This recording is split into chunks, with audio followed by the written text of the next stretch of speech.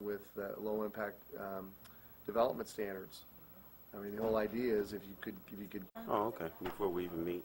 Well, this is the resolution. So what happens is after we go through everything, this is the resolution. Oh, okay, I'm trying to figure out. Okay. Let me just make sure that ultimately gets signed. The January 21st, 2014 meeting of the Riverbank Planning Commission is now open. May we have a roll call, please? Chair Stewart? Here. Vice Chair Hughes? Here. Commissioner Villebedois? Here. Commissioner Dagley? And Commissioner McKinney? Here. Thank you. Let the record reflect that Commissioner Dagley will be a little bit late. At this time, I'd ask any member of the Planning Commission who could have a conflict of interest with anything on tonight's agenda to please declare at this point.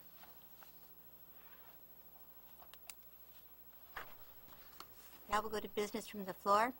At this time, members of the public may comment on any item not appearing on the agenda.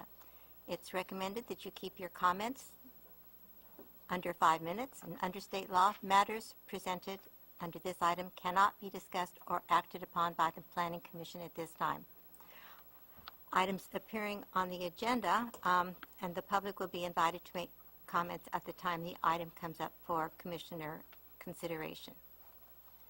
Move to the consent calendar. All items listed on the consent calendar are to be acted upon by a single action of the Planning Commission unless otherwise requested by an individual Planning Commissioner for special consideration. Okay, can we back up one moment? I think we have someone in the audience that wants to talk under business from the floor, and no action be taken by the commission. Okay, I'm so sorry. Sorry. Sorry. My name is Richard Farrell. I live on 2226 Cedarwood Circle, resident of Riverbank and that neighborhood, River Heights, for 20 plus years. We have a very large yard built on a slope, and at issue is we have a neighbor behind us at the top of the slope. We're on Cedarwood, he's on Arrowwood, and he's putting a very large addition onto his home. There was never any notification given, which I understand, and I understand as part of the rules of the Planning Commission or the Planning Department. However, this addition is within 5 feet of our back fence, and it's going to be just a disaster when they get this thing finished. Even though a permit was issued, I think much closer scrutiny should have been paid to what's happening. Because of the slope, they brought in large quantities of dirt to bring the new addition, the bedroom addition, with whatever they're doing, up to the level of the existing home. And the foundation has been set on this, and when the foundation was set, and to this point right now, when the workmen are working in the yard on the foundation, they're standing up over our back 6-foot fence. So we can stand in our backyard and look up and see people working on the house and see them basically from their knees up. This addition is going to take away any privacy we had in our yard. It's huge. By the time they get it finished, from where the grade of the new addition is to the top of the roof line, it's going to be about a minimum of 25 feet. So it literally will block the sun. And obviously we're not really happy about it. As I said, it's going to take away any privacy we had. It's going to look like the Great Wall of China.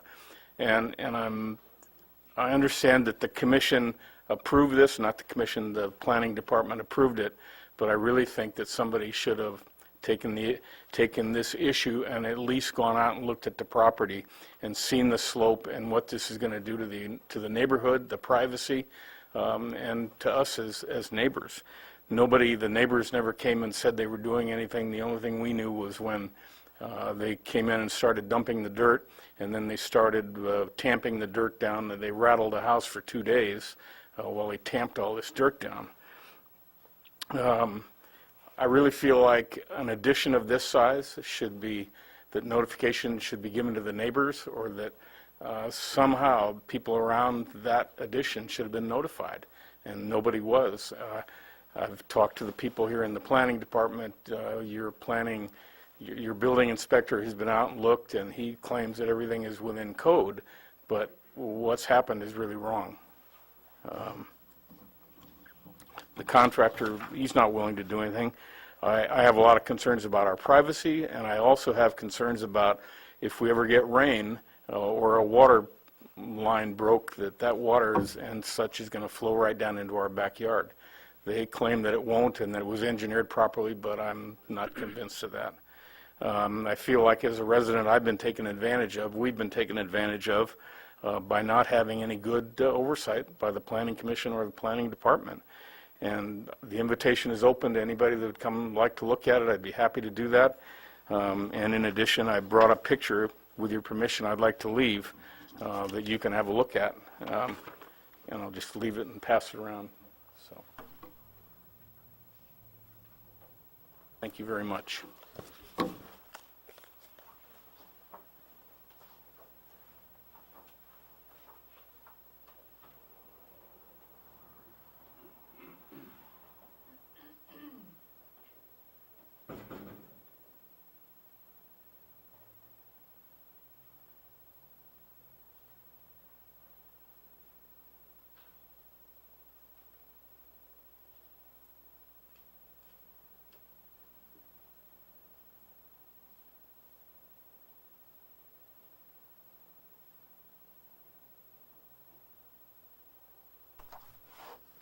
Okay, Mr. Anderson, there's nothing that we can do at this time, but do you think there's a way that you can follow up with him? We can follow up on it. I think the issue is that our current setback standards for interior residential lots is a 5-foot rear setback. I don't know what this gentleman's CC&Rs say or don't say. It might become a civil matter between himself and his next door neighbor. I know that in some of the other projects that have been approved, Crossroads is an example, on an approved specific plan, had greater setback standards than what the city's current municipal code requires. I know that in many other jurisdictions that I work in, typical rear yard setback is much greater than 5 feet. How that 5 foot was established, I have no history. So we're certainly willing to work with them, but the standard is 5 feet. We'll continue with the consent calendar now. I would ask that we act on item 1A, which is posting of the agenda, and item 1B, approval of the agenda, and then take a separate action for the approval of the minutes. So do we have a motion? I'd like to make a motion to approve the consent calendar items 1.A and item 1.B. Second? Chair Stewart? Vice Chair Hughes? Commissioner Villebodois? Yes. And Commissioner McKinney? Yes. Thank you. We'll move to item 1.C, approval of the minutes, and I will need to abstain on this, please. So can we have a motion? I'd like to make a motion to approve item 1C on the consent calendar, please. Second? Vice Chair Hughes? Commissioner Villebodois? Yes. And Commissioner McKinney? Yes. Thank you. We'll now move on to public hearings. Item 2.1, a general plan amendment to establish a general planned land use and zoning compatibility matrix.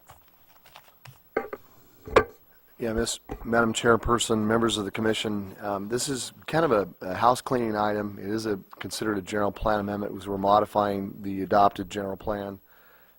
When we look at implementing a general plan, and certainly the general plan for the city of Riverbank, we need to take into consideration the fact that the general plan sets policies, and those policies then are implemented through a series of land use restrictions, and one of which consists of zoning. So when we look at a general plan, and we look at general plan designations, we always look for things like density considerations and also what zoning would be compatible with that general plan designation. So what I've provided for you is a brief staff report and an attachment that shows what the general plan land use designations were and the zonings back, prior to the current general plan. This was part of the 1987 general plan, and bringing that forward to the general plan designations that we have now as part of the 2005-2025 general plan, and have suggested what should be a compatible zoning district with each one of those general plan designations. So that's what this is. So in the general plan itself, under the land use section, we'll end up with a table that matches the general plan land use classifications that are adopted as part of the current general plan with the zoning districts that we currently have, with one exception. The one exception is mixed use. Mixed use zoning hasn't been established yet by the City Council. Planning Commission has reviewed and has taken action on a draft ordinance associated with the establishment of a mixed-use zone, and that is something that we're going to be bringing back to you because there's some additional work that needs to be done on that zone itself. So this is a pretty critical step. It's, quite frankly, something that should have been done, as part of the general plan update effort, and it's an integral tool that the planning department needs to be able to implement the general plan that we currently have. So it is a house cleaning measure. In your package is a copy of a draft resolution. In that draft resolution, it specifically references an Exhibit A. That Exhibit A is only one side of the table that's presented in your staff report. So what I'm going to hand out right now is Exhibit A to that resolution, so you can clearly understand, what we need, or the language that we would ask be part of the general plan. We don't need to know what happened as part of the part of the older general plan. We just need to know what we're going to do now, and that's what that Exhibit A that is handed to you illustrates.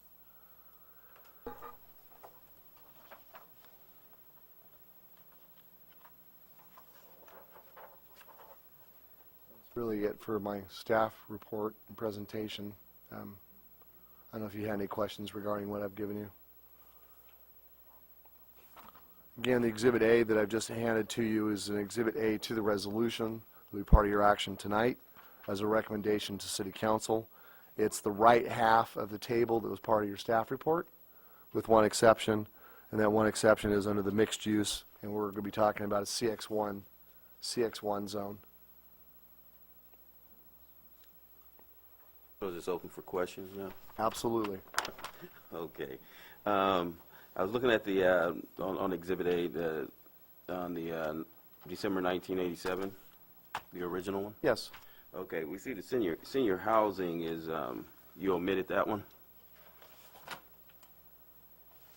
All the way at the bottom, as a part of the classifications. Anthony, or Commissioner McKinney, that's a very good question. I'm not suggesting to add or delete any of the general plan designations that were adopted as part of the 2025 general plan. So when they made that conversion, they didn't develop, they didn't carry over a senior housing general plan designation. Maybe I'm not making myself clear. Okay, so our current general plan doesn't have a senior housing designation. Why? I have no history on that, but a couple of the other commissioners might have a little history on that.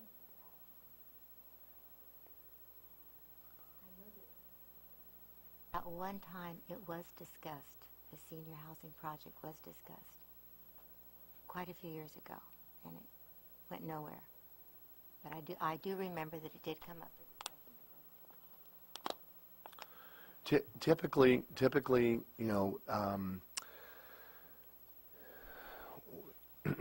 you're dealing with medium or high density residential projects. You don't want to distinguish between, age restricted versus non-age restricted. You're really looking at what type of housing project it might be based on density not necessarily what age group you're trying to accommodate. Certainly, every jurisdiction treats it differently. This is, your general plan is the policy document for Riverbank, not for Modesto, not for Oakdale, not for any other community. So there had to have been, quite a bit of discussion, maybe not on that item, but regarding the whole picture, and that was one of those issues. This could be changed at some point in time. You could again, add, right? the general plan, just like we're doing tonight, can be modified to add, delete, or clarify any number of items. And under state law, we're eligible to modify our general plan up to 4 times a year. Okay, but that's the general plan. I want to make sure that the definitions on this new exhibit have not changed from those things that were approved in the general plan. It's simply a clarification. The existing general plan that we have adopted does not give me the linkage between the GP, general plan designation, and the appropriate zoning. And that's what this does. This gives me that tool.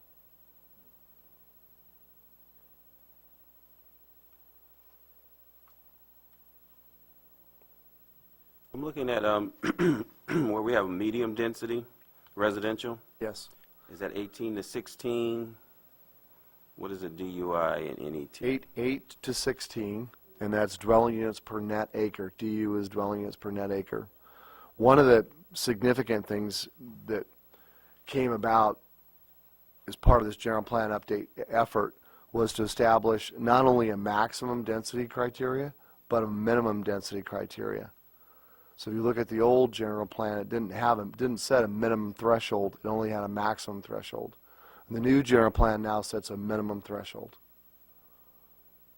And the idea is that if you're designated medium or high density residential, the idea is that we would get that type of density on that piece of property, and we wouldn't get, typical, low density residential development. We wouldn't get densities of 4.5 to 5 units to the acre. Like they would, it appears to me like it's overlapping with high density because they both have 16.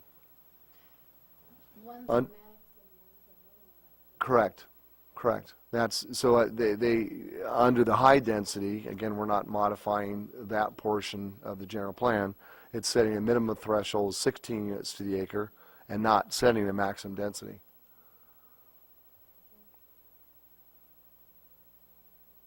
Now to ask another question, if someone were to come in with the intentions of developing a specific piece of property that, for instance, is zoned as medium density, the 8 to 16, and it was their desire to build units at a lower density, that would require permission to do a zone change?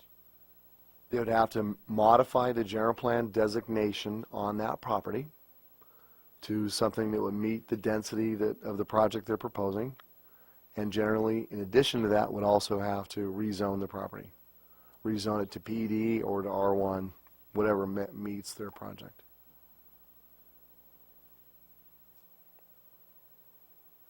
On the mix, All good questions. Keep going. These are all good questions. on the mix-use side, are there a lot of requests, or is there pieces of property that have been identified to convert to mixed use? There are a number of properties that were identified as part of the general plan update effort that could be conceivably be utilized for mixed use development. And the idea behind mixed use is that you have retail on the ground floor, some form of retail, Living in professional office on the ground floor, and then retail living above. One of those sites, quite frankly, could be the old cannery site. And I think that's pretty significant because that's part of their development intent, which will be memorialized in the downtown specific plan. There are other sites that are closer to the downtown area that are designated mixed use that probably makes pretty good sense. Later on in the agenda, we're suggesting a number of parcels that are currently designated on the general plan as mixed use really should be more like community commercial, because current and long-term trend of use of those sites is more commercial than mixed use. A couple of those, and again, I don't want to talk about that item now, but a couple of those uses include the Galaxy Theaters. Another would be O'Brien's Market. You know, to me, clearly are commercial uses, no intent to go to a mixed-use kind of environment. I'm kind of surprised they didn't have this in past, given, you know, across the street we have a mixed-use building, kitty corner to here, with we used to be the bank and residential up top. Yeah, I mean, I think they probably had something like it, And- but it wasn't, you know, as described and articulated as it is in the current general plan.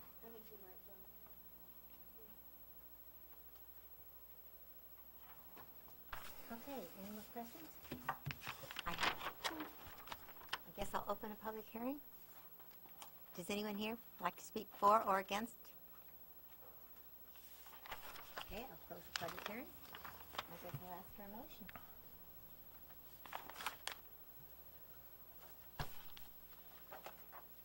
I move to approve Exhibit A on the general plan zoning metrics. I guess if I'm saying that right. The Resolution 2014-001. Okay. Resolution 2014 dash 001. Thank you. We have a second. I'll second that. Call for a vote, please. Stewart? Yes. Vice Chair Hughes? Commissioner Villebois? Yes. Commissioner McKinney? Yes. Thank you.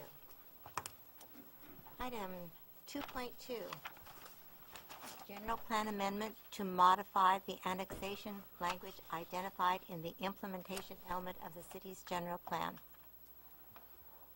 Yes, Madam Chairperson, this is another kind of a house cleaning item. We've had some discussion. There was a joint Planning Commission City Council workshop that was held back on November 4th, 2013 to talk about this specifically. The staff report goes through the tools that the city currently has as part of the general plan as it relates to annexation of properties. As you turn back into the staff report, you will see that as part of the general plan, there's specific language in the general plan that talks about how we deal with future annexations and how there are specific geographic areas that were to be considered, including the southwest Riverbank area, northwest Riverbank area, and east Riverbank area, most of which were 1,000 acres or larger. As part of that workshop that was conducted back in November, we solicited input from both the commission and the city council as to what would be the appropriate language methodology necessary in order for staff to focus time, energy, and attention on projects that would be brought forward for review. And this is dealing with new properties, new territories, the annexation of whether it's 60 acres or 1,000 acres, and under what certain terms and conditions the city should reasonably consider working on these types of projects. So the idea behind this general plan amendment is to go away from the language that's in the current general plan, which focuses primarily on 3 rather large geographic areas, to language that's more flexible and allows the city, based on certain terms and conditions, to be able to select an area, a project, to be able to move forward through the annexation process.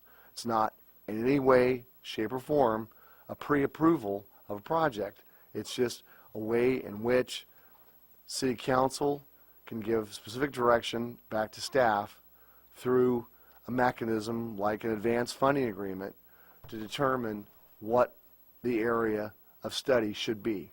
And the area of study is going to include a specific plan.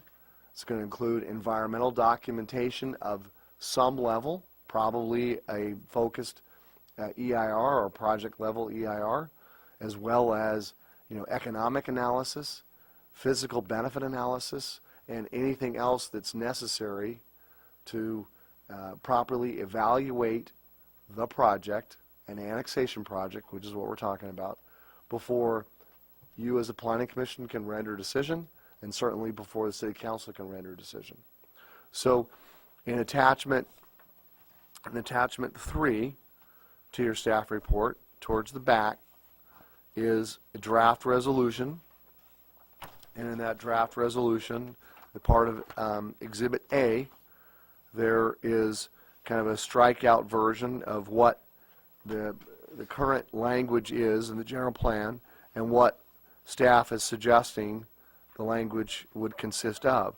So I want to go through that a little bit because that's pretty much the nuts and bolts behind this whole effort here as part of this general plan amendment. What we're suggesting is that the city would consider a planning area boundary only if they meet the following criteria. Planning area is physically contiguous to existing city limits. Specific planning areas should be generally 200 acres or so. However, smaller specific planning areas shall be considered and allowed subject to city council approval. So it gives city council the override authority to, consider something much smaller than that. 3, a specific plan may encompass a smaller area if the city finds that it will constitute a significant portion of a distinct and cohesive neighborhood and will otherwise correlate with planning, installation, and financing of infrastructure for the specific plan. 4, require preparation approval of specific plan for each future growth area to direct comprehensive and orderly planning. In this regard, each property owner is required to pay their fair share and expenses associated with both the specific plan and the EIR. The requirements for preparation of a specific plan for any future annexation into the city of Riverbank is discussed in a number of different areas in the general plan. This is just a reiteration of that same obligation.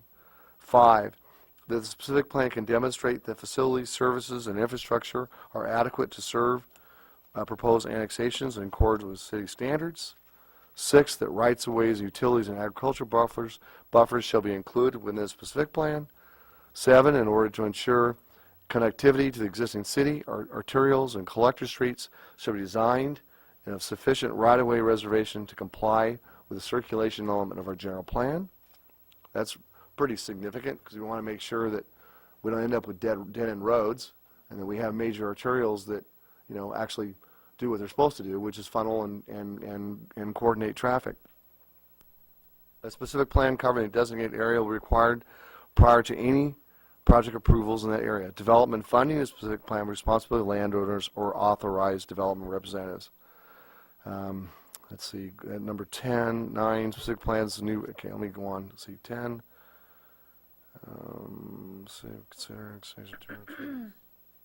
Number 11, this city shall not consider the annexation of new territory unless or until substantial progress has been made for the previous annexation in or planning area.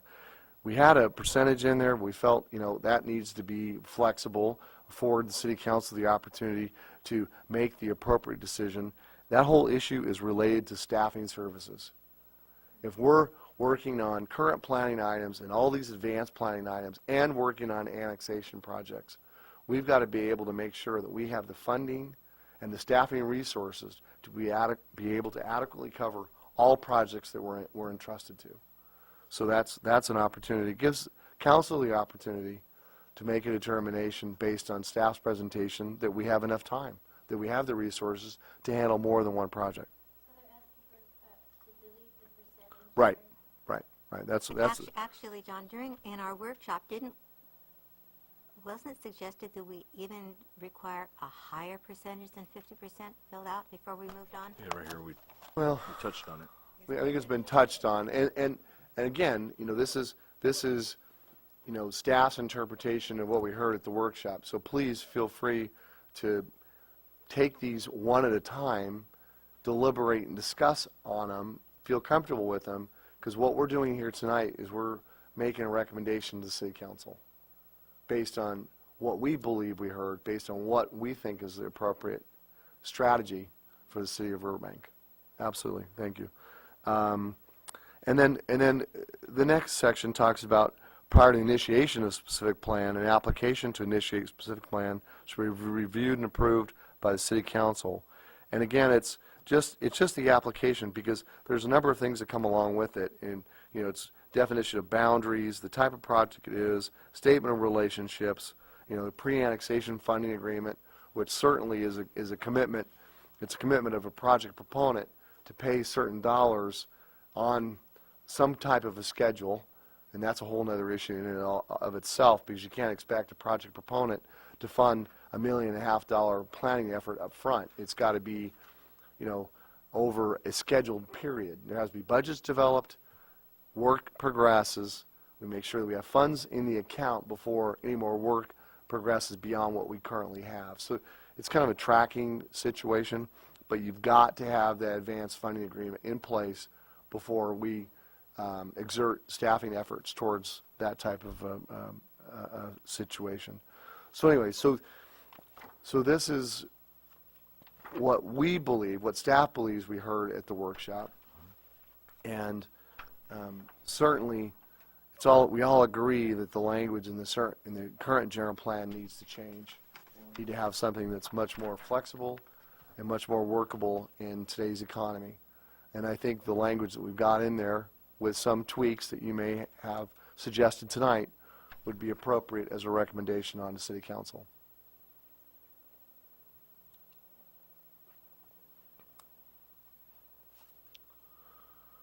I know this is a public hearing item, and we've got at least one individual in the audience that wants to talk on this item. But now's the time to ask questions if you've got questions. Got questions about, okay. So what we're looking to do is this is going to supersede what's in the general plan. Correct. What we're asking of us is if we think this is going to help the city do a better job at something.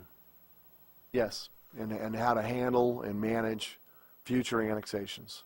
Yes. So in past annexations, it was just these 3 items that were... Well, in all fairness, the city hasn't experienced an annexation request since the general plan was adopted.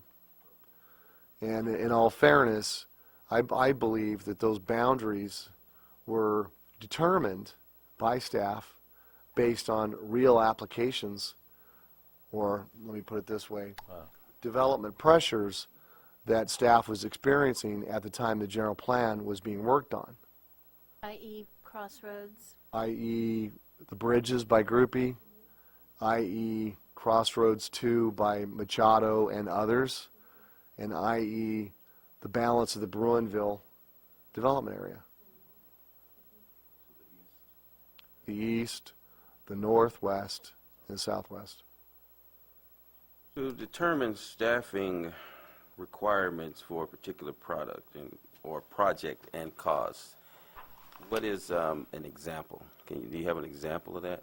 Well, I mean, every project comes with its own unique circumstances and entitlement processing strategies and difficulties. So the process would be that a budget would be developed By who? by staff, not only planning, but engineering, legal, and assuming that an applicant has developed a project description, the expectation will be that we go out of house to solicit bid proposals for like environmental work against that project description. So the CEQA work will also be part of that budget. So there's a number of different components that would be going into the budget for processing of that project. Okay, because I'm looking at number 11 here. It says there was a percentage there. When a certain percentage of it is completed, then you can move on to another one or what have you.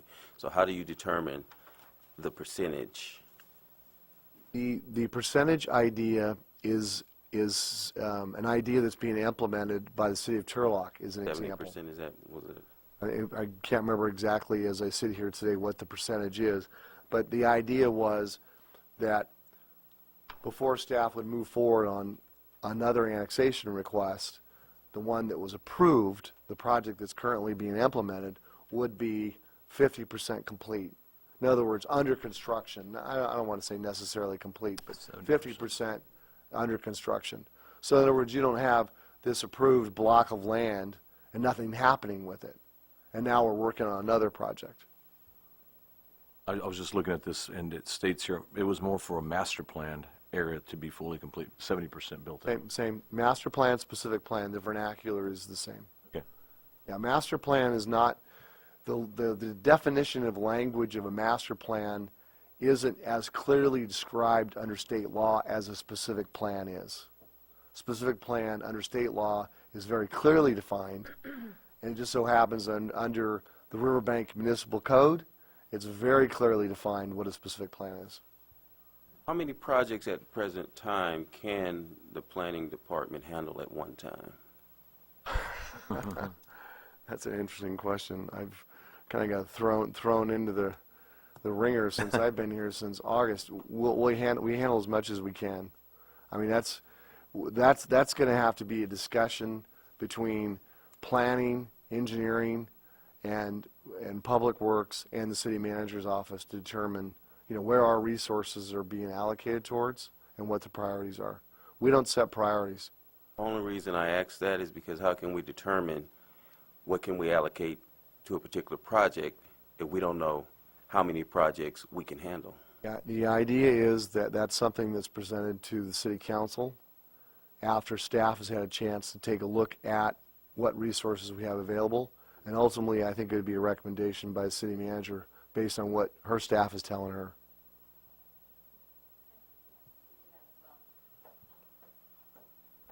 Madam Chair, members of the Planning Commission, as you know, I'm Jill Anderson and your city manager.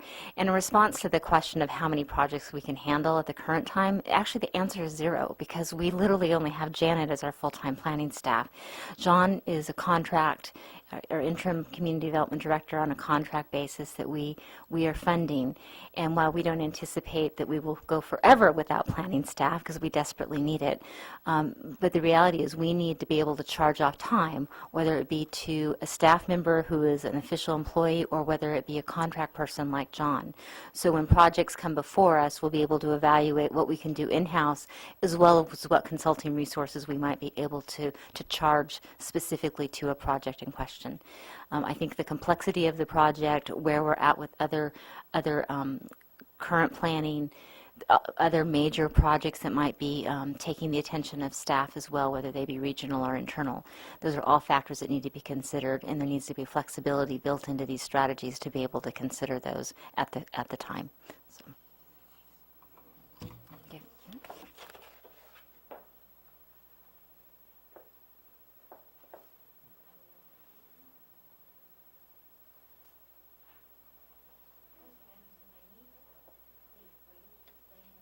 Are saying in paragraph 3. Item 3, Section 3. Oh, the staff report, or where? on that same, the changing to the new, A specific plan may encompass a small area. What are we saying there? Sometimes what happens is you have a neighborhood, you've got some an infill area. I mean, this is really an infill clause. You've got an infill area that you're trying to work with, and it really finishes out a neighborhood, and it doesn't meet any of the other thresholds, but we need to get that annexed. Needs to provide services. There's a number of areas around the Army ammunition plant, as an example, that would fit that need. Also, properties along Roselle. I think some properties in there that would also kind of fit that criteria. So it's more of an infill discussion. Is the commission comfortable with the deletion of a percentage figure at all, or would we suggest raising that or lowering that percentage figure? I think the percentage probably gives a guideline. And I think that is what we all discussed with the joint workshop previously. We did want the percentage figure, right? Can you put that back in, Mr. Anderson? Sure, absolutely. It's your recommendation.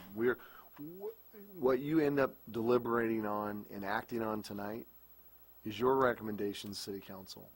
So we have presented ideas here. So if you see something that you don't agree with, or you need to have modified, or something you think needs to be added, please do. I mean, that's what this effort's all about. When it goes to City Council, okay, what you deliberate on tonight, staff will represent to City Council. That's our obligation. Our obligation is to represent what your recommendations are. My thought on that too is if we implemented something like that and we maybe added an or to where at any one point of the project, some projects are going to be different from others, from small to big, and that percentage could weigh different to some of those. I'm thinking it could give a little flexibility. That's a pretty important point.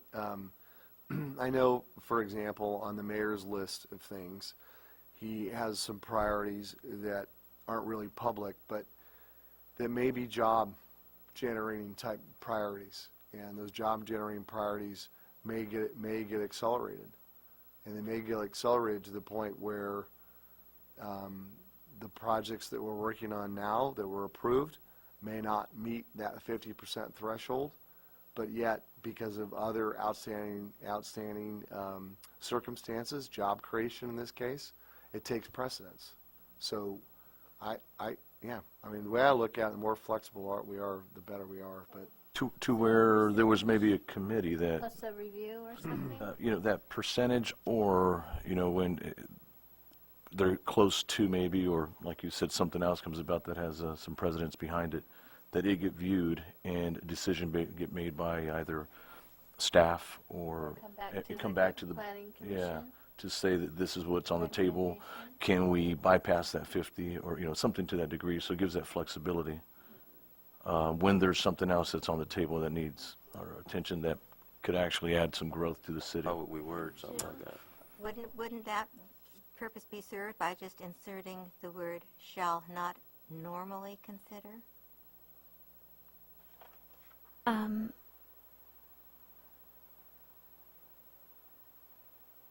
What area on that one? Shall not normally consider. Shall normally not consider. Maybe not generally consider. That's okay. you could say should. I mean, you can change the shall to a should. That's another way of handling it. Yeah, just give us a little bit of wiggle room. I mean, that's another way of handling it, where you just change it from a mandate to something, so it's more of a guidance.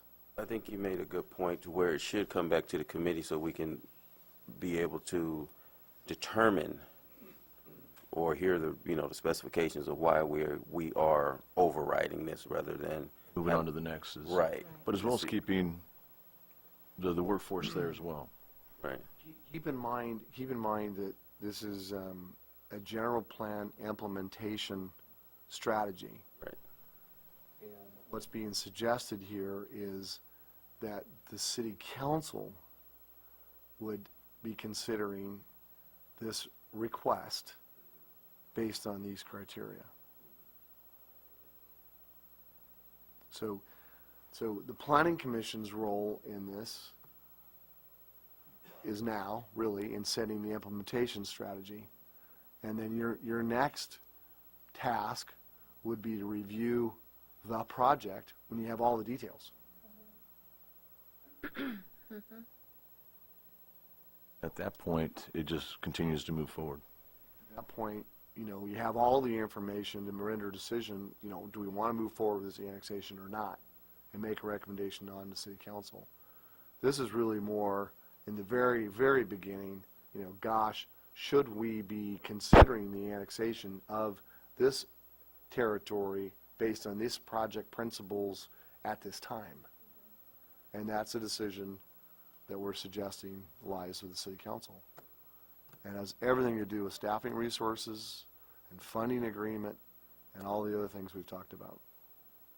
I think the percentage should be in there because we don't want to be restricted to not being able to move forward. Jill? Madam Chair, members of the commission, one of the things I'd like you to consider in terms of the percentage is that it's very difficult in some of these to determine what exactly is 50%.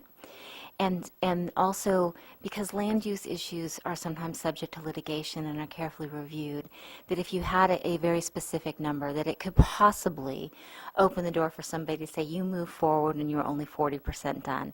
And, and a lot of energy and focus could be to be focused on that percentage number, where really the question is much more general.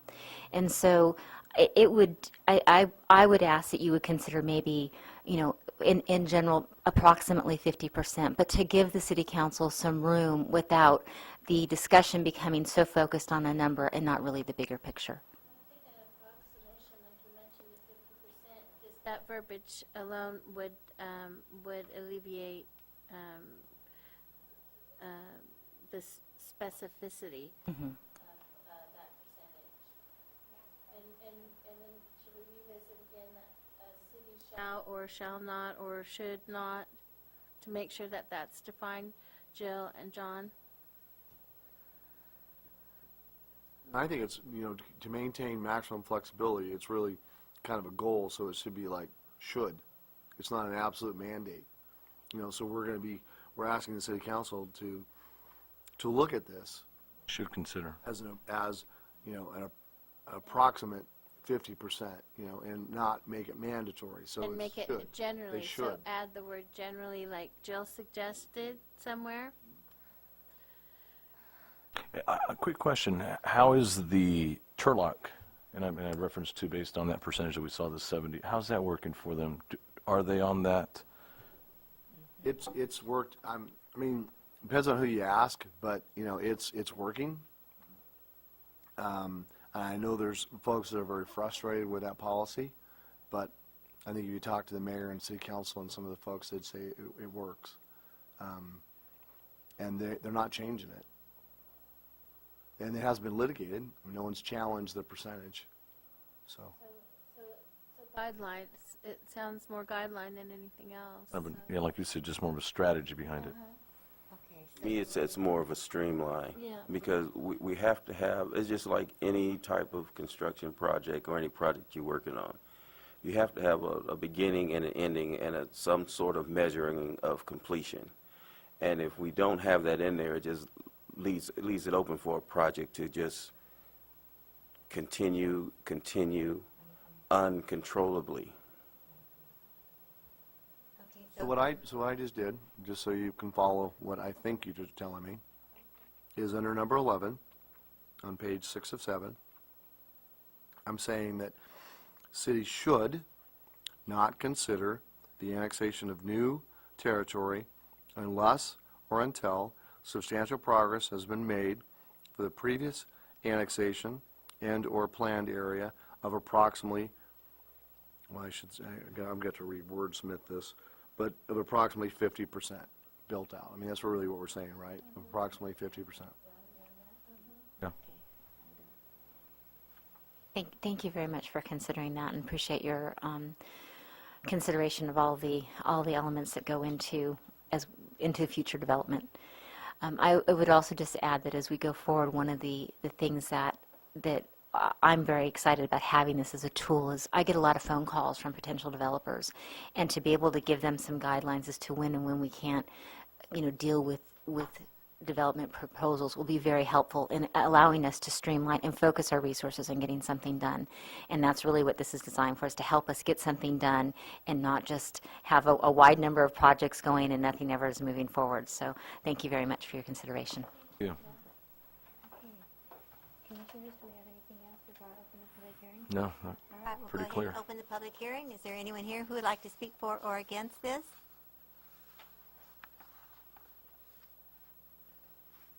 No one? Okay, I'll close the public hearing and call for a vote.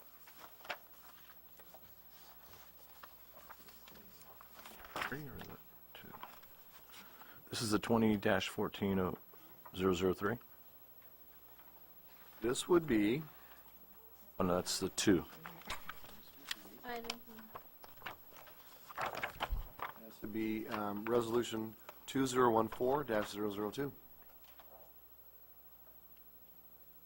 I'd like to make a motion that we move forward and recommend to council the amendment to the general plan, amendment number 20-14-002, with the modification to item 11 on page dash 6-7.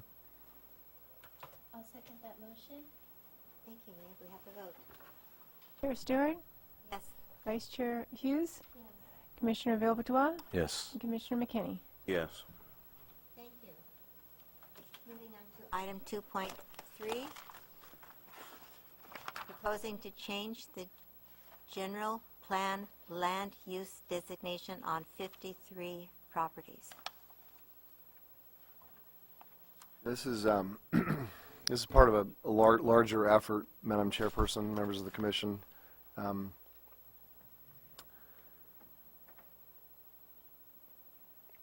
The current general plan designated a number of properties as mixed use in an effort to bring back some urban planning techniques that have been used in the past and that need to be reemphasized in the city of Riverbank.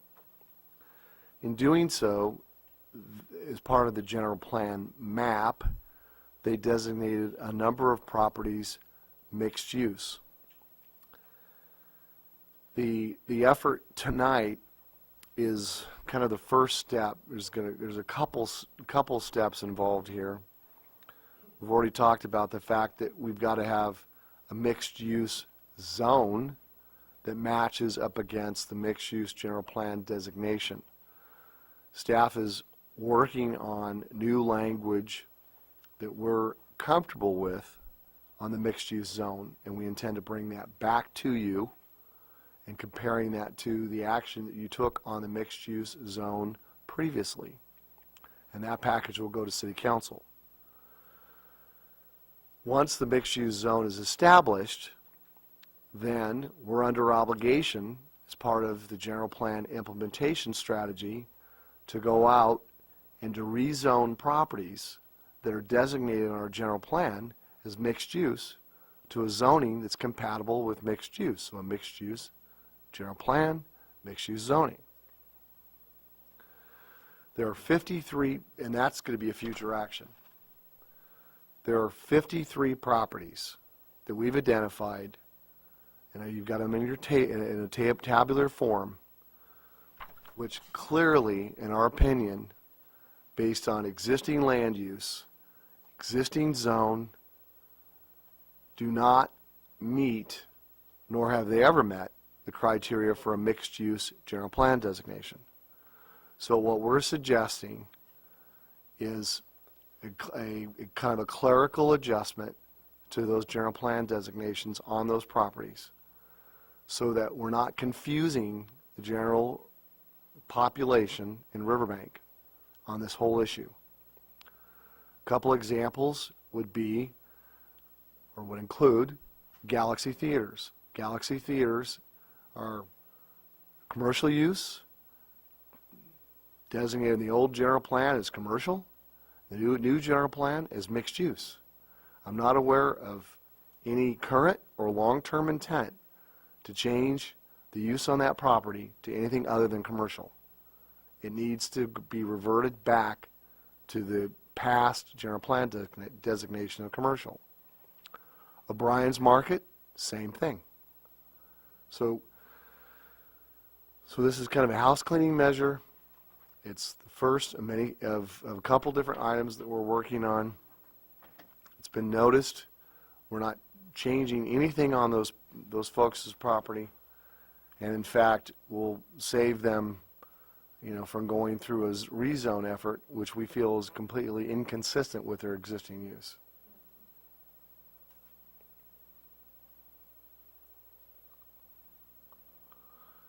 So to put together this table, we've visited properties, we've looked at the aerial photos, both current and past, and certainly have paid a lot of attention to what the existing zoning is and what the past general plan designation was. Any particular reason why these particular 53 was chosen? Well, I mean, absolutely. Very, very, very specific reasons. We looked at all of the properties that are designated in our general plan as mixed use. All of them. And out of all of those, these 53 were selected because of existing and historical land use to be consistent with a general plan designation other than mixed use. And generally, it's going right back to where they were before, which is commercial. So most of these 53 chosen properties are already in use in a commercial way. Correct. And there's a spot view on the last page, page number 6, you'll see there's an R2 development on Patterson Road, Riverbank Family Apartment Complex. Am I right in saying that that's the only residential R2 zoning? I think there was I think there was another one. Well, no, is that? That's the only one that shows up there. That's the same one. That's the new apartment project right across from the high school. So, So it's going to be changed to, Actually, it shouldn't be community commercial. It should be HDR. High density. Yep, that should be HDR. residential instead of R2. That was a good catch. That should actually go to HDR.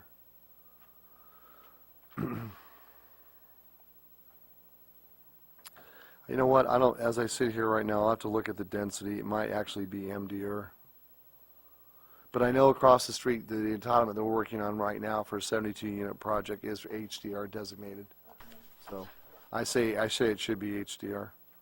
That was a good catch. That's the only residential. The rest of these are existing commercial. There's a couple of empty lots here, but they're also beyond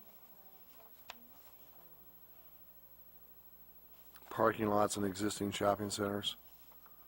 regional commercial, neighborhood commercial. Bottom of page 3, undeveloped parcel. Right. Also on the single-family homes currently in use, from mixed use to commercial, community commercial. Would it be best to keep it as a mixed use? Page 3. There's actually two. Single family house. Single family house. I'm sorry, I'm on page 3. Which one are you referring The to? single-family house, at the bottom. towards the bottom, the two Single-family house. and two of those that are currently mixed use, which I think it's surrounded by other commercial uses, so that's why we're thinking it'd be best to keep it commercial. Because, we're trying to keep it consistent with existing zoning.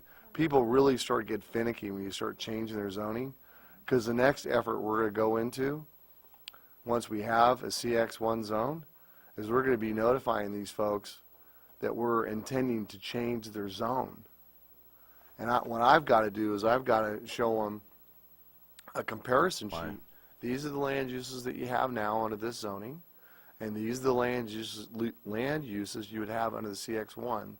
Do you have questions? Do you object? Do you agree? Let's talk.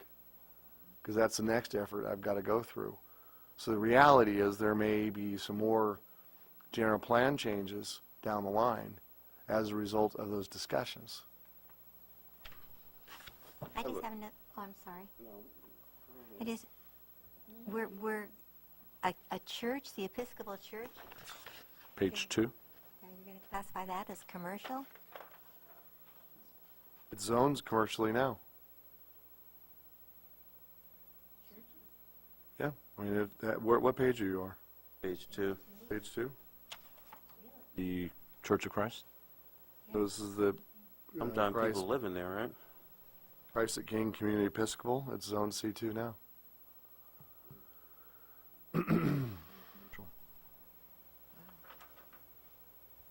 So, but you said notices will go out. Will they have an opportunity to challenge that, or is it just going to be, we're going Well, to I change mean, this? I'm not going to suggest to change their zoning until I've had a discussion with them, giving them an opportunity to talk about it. Okay.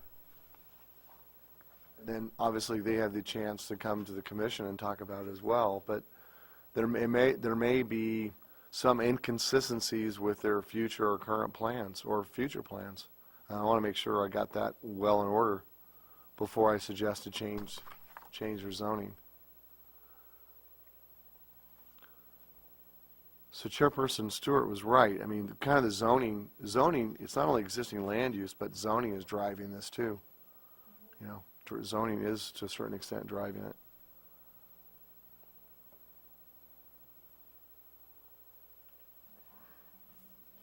And again, these are just properties that were identified pretty clear, that given where they stand and what they do, that they should be taken from mixed use to community commercial or commercial. Yep. Again, it's a recommendation to pass to the city council. Absolutely. Actually, I think on page 6, that's just a typo. It should have been HDR. Because if you look at the existing GP designation under the old general plan, Medium. it was medium to high density residential, 0 to 20. That was just a typo.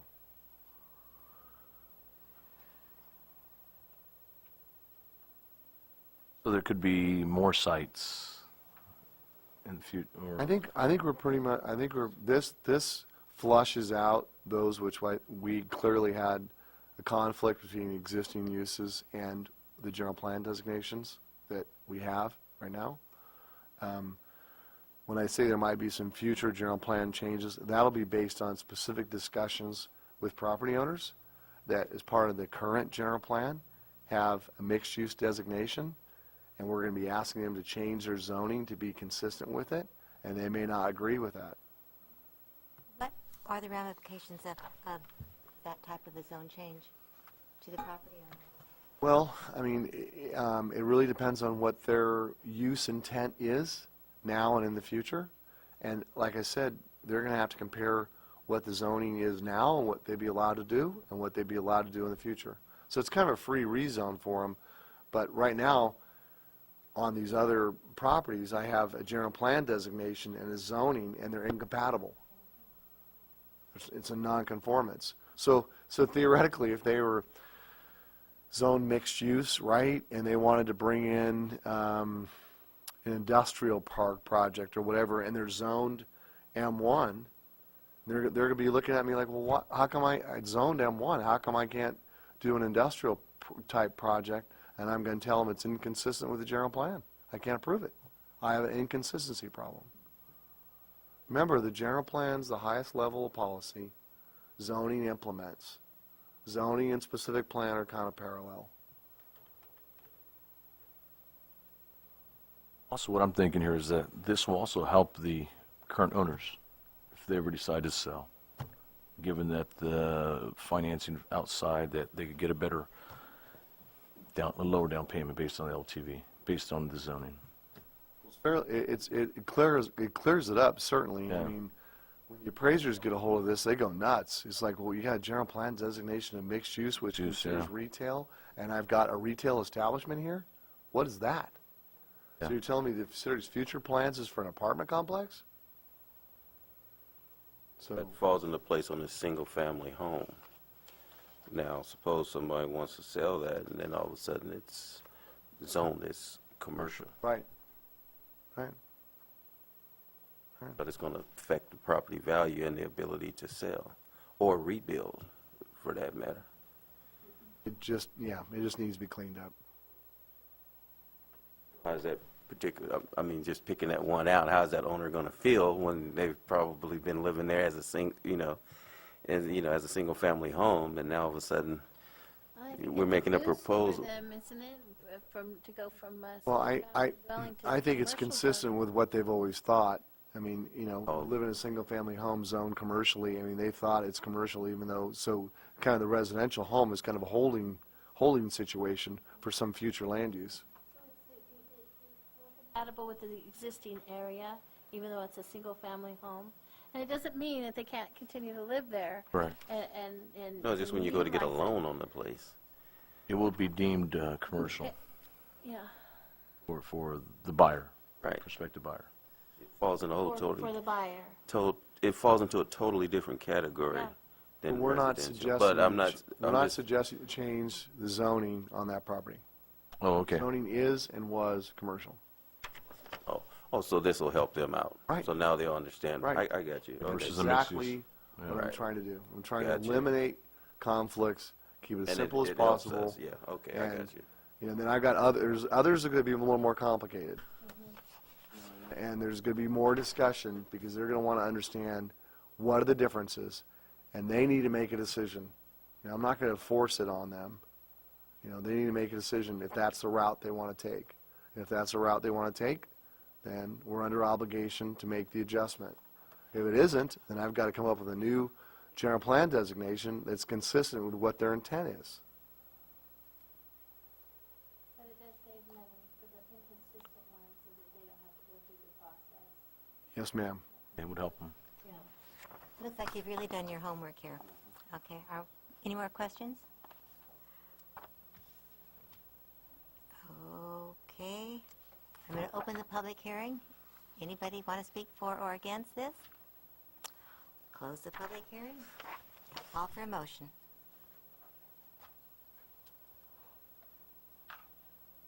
I'd like to move that we approve the general plan amendment number 2014-003. Recommend this to the city council to approve. I second the motion. Thank you. Have a vote? Chair Stewart, Yes. Vice Chair Hughes, Commissioner Villataloy, Yes. and Commissioner McKinney. Yes.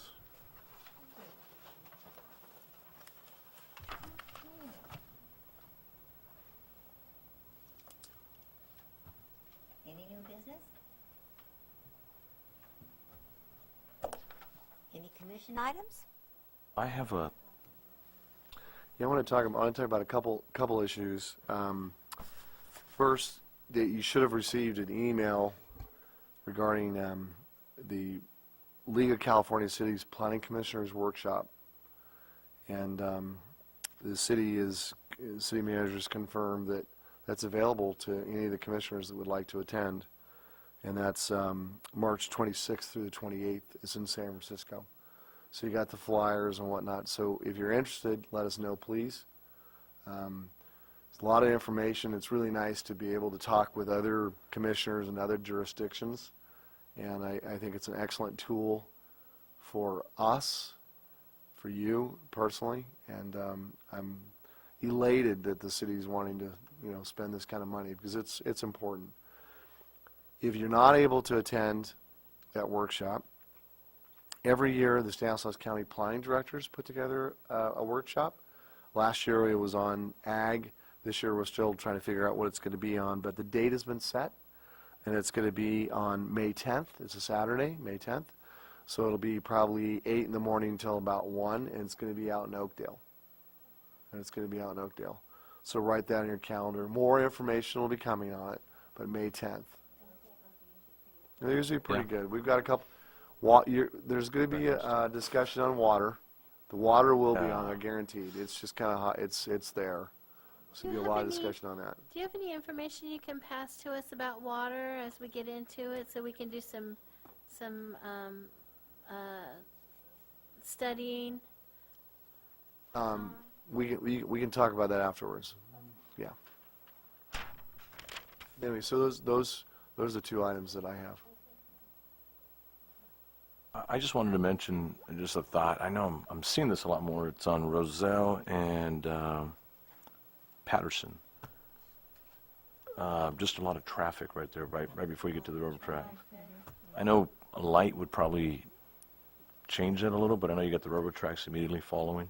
At times you get the train and that kind of backs up. But when there is no train, just to turn to Roselle southbound, it takes a while sometimes. I don't know if that's ever been thought of or brought up or.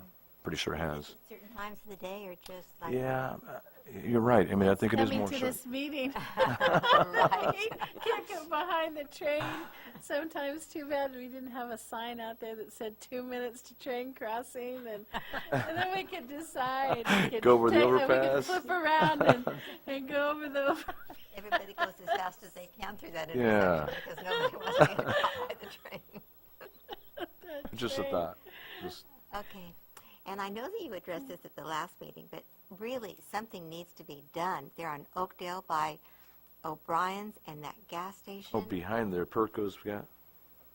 Honestly, I was driving down there trying to get into the left turn lane, trying to turn left onto Patterson, and a car came out of that gas station and drove all the way down on the wrong side of the street on the other side of the yellow line.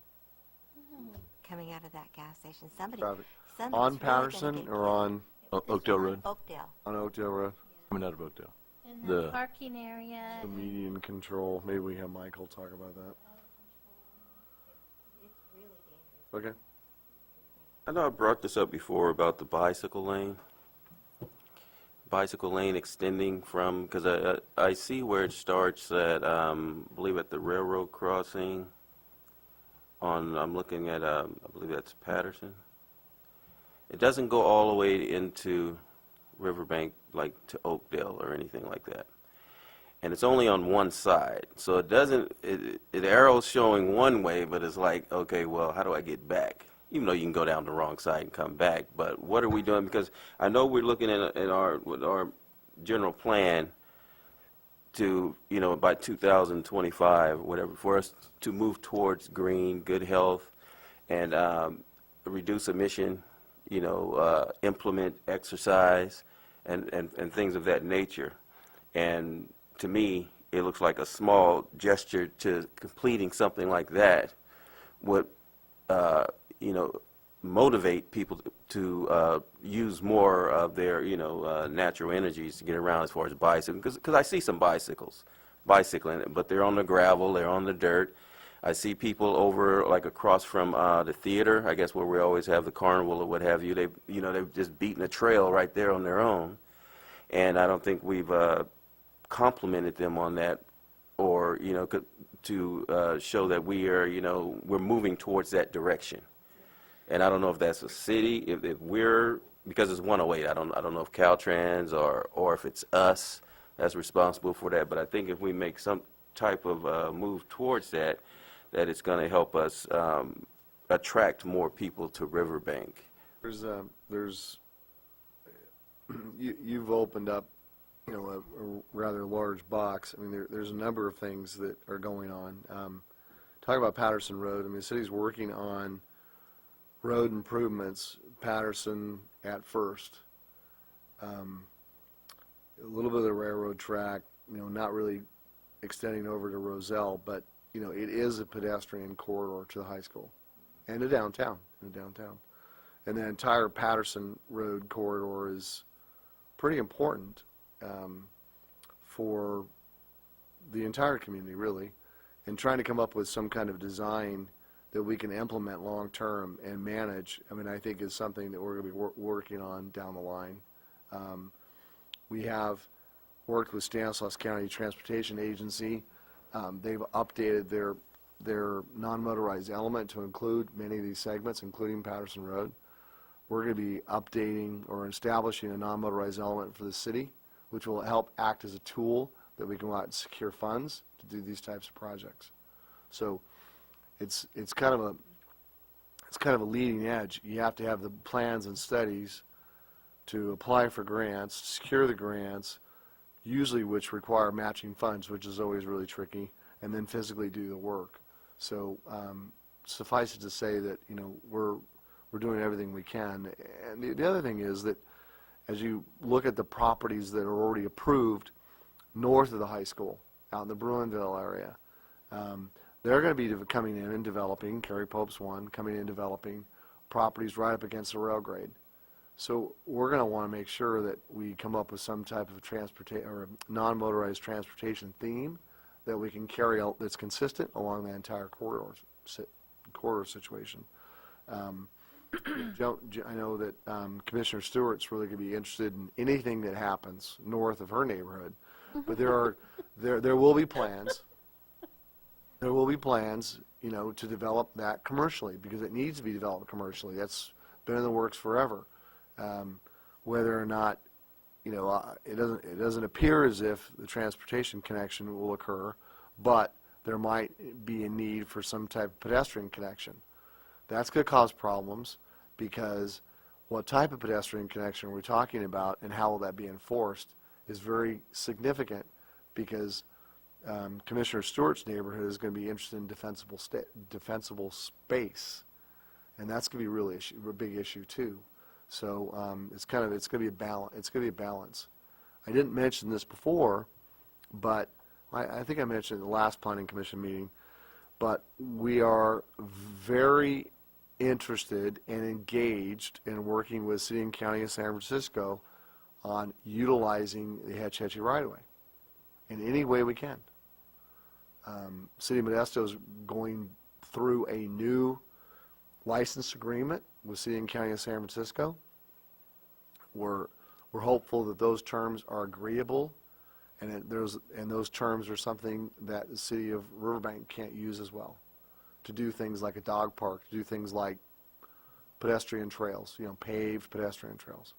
You know, again, as a linkage, you know, from one neighborhood to the next, from one commercial shopping center to a residential neighborhood. So How did we come up with that one little strip of bicycle lane? come up with a strip.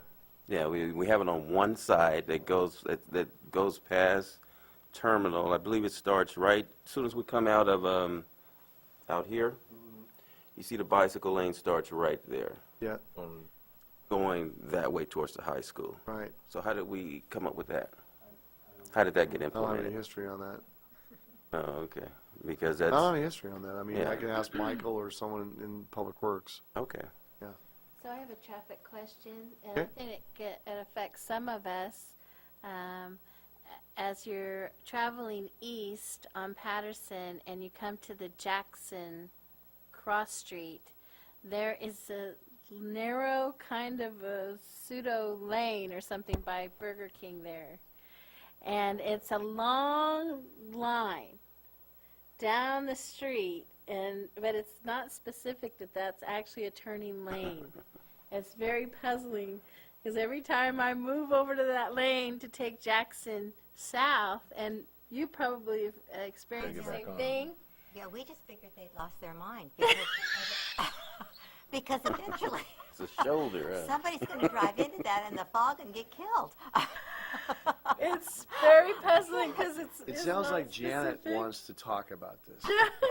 Jill or Janet? I have some information on Oh, that. you do? Okay, so Jill knows what we're Caltrans talking did about. want to widen that, Uh-huh. but the property across from Burger King, Any corner there? right across, it's a glass Yeah, a little shop. glass Yeah, yeah. place. Not the owner, the current owner, but the previous owner did not want to give them, Caltrans, the property to widen that. So, and the development for Burger King was happening. They had to do something, and so they had to do the little bulb out because the other property owner would not give them the property to do so. But now the new owner gave them the property. Oh. It's there. He never did anything with it.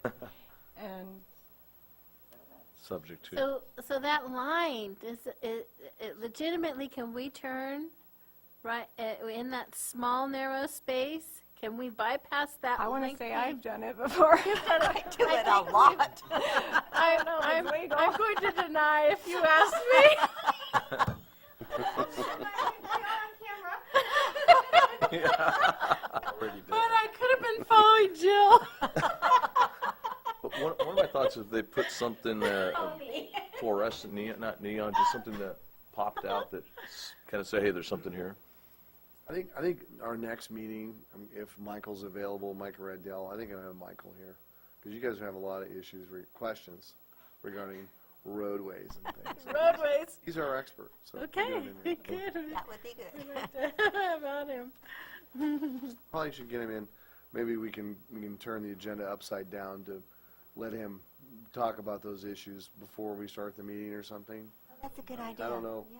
Meeting starts at 6. I don't expect you guys to get here any earlier, but before we formally start the meeting, we go through that discussion and then start the meeting a little bit later. Okay. And just as a suggestion, because the last couple meetings, you guys have had issues. Oh, questions, concerns regarding roadways. Okay. All right. Now, tell us about upcoming meeting One more agenda. question. Oh, The property, is there some development going to be happening across from Save Mart? Where the pumpkin patch is? That is a piece of property that is owned by the Bossio family. And we have been engaged in communications with the developers that developed Crossroads Commercial Center, and that's the Broman Group, about annexing that piece of property and developing it commercially. The Dutch Hollow, which is reference. This is Pumpkin the patch. pumpkin patch, Yeah. tulip farm, correct. Okay, so there's just discussions going on. Okay. No formal applications have been filed. Just to touch on that, when they convert that highway, I mean, it's going to be some years, which You're talking about, like, when I'm not gonna be around. You're talking about Claravelle? Claravelle, this Patterson will not be the 108 any longer, correct?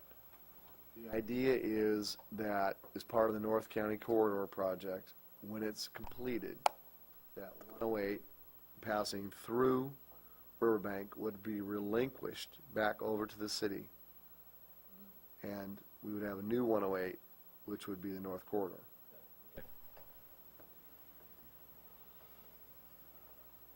That's all I have. Expressway. Okay, now, upcoming meeting agenda items. Upcoming meeting agenda items, downtown specific plan, we're continuing to work on that. I've got some meetings I've got to schedule with the downtown merchants, et cetera, on that. I don't think it's going to be, I don't think you're going to see that probably until April. Maybe March, but probably not until April. The plate's been full.